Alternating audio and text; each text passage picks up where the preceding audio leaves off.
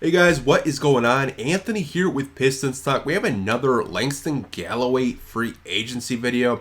This article came from James Edwards of The Athletic.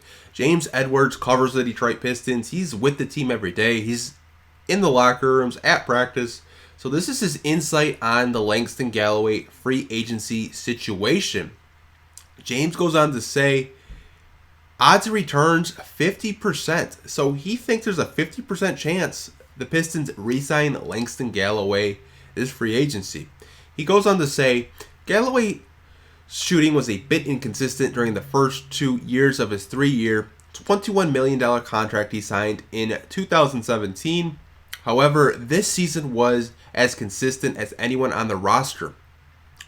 Galloway was the only Piston to appear in every game and was arguably the team's second best on-ball defender and shot 39.9% from three on a career-high 5 attempts per game. Furthermore, Galloway improved as a finisher around the rim. This season, 11% of his shot attempts came within 0 to 3 feet from the basket, and while that's not eye-popping percentage by any means, it's the most of Galloway's career, and he converted on a solid 67.8% of those attempts. So, James's case is Galloway improved his three-point shooting by volume, 5 attempts per game, almost shooting 40%. He improved on finishing at the basket. That's something we haven't seen from him in the 3 years that he has been here. This year, he decided to not so much be a spot-up shooter and take the ball to the basket more. And it was a career year for him. As you guys can see, 11% of his shot attempts came from 0 to 3 feet. And he almost converted at a 70% clip when he did take the ball to the basket. So that's a positive for Langston Galloway going into free agency. Now, this is just my opinion on bringing him back. I don't think the Pistons should do it. And this is nothing against Langston Galloway. I believe that there's going to be NBA teams that want to sign him. I feel he's a player that you could have on a championship roster off the bench. He's a very good three-point shooter. His defense has improved tremendously this season. But the Pistons are in a rebuilding mode right now. If you re-sign Langston to another contract, you're taking minutes away from guys like Svi Mykhailiuk and Kyrie Thomas. More Kyrie Thomas than Svi. Now, Kyrie Thomas, to me, I thought was going to be a very good player in the NBA.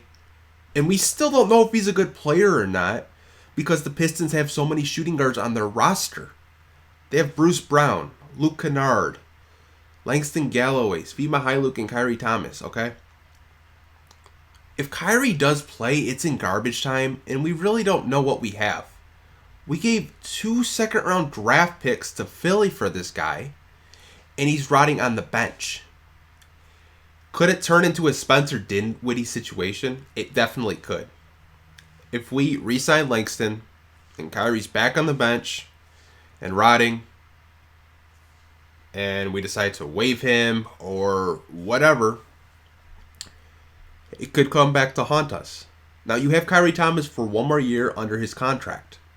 It only 1.7 mil, I believe. Re-signing Langston, you're probably going to be looking anywhere from, $5 to $9 million. I'd rather develop guys like Svi and Kyrie and rebuild for the future than sign a veteran to me that is in his prime. It's going to cost you more money. And ultimately, you're basically saying, yeah, that second round draft pick didn't pan out. We didn't have, room for him in a rotation. I want to know what you guys think of the Pistons potentially re-signing Langston Galloway. I will talk to you guys down in the comment section.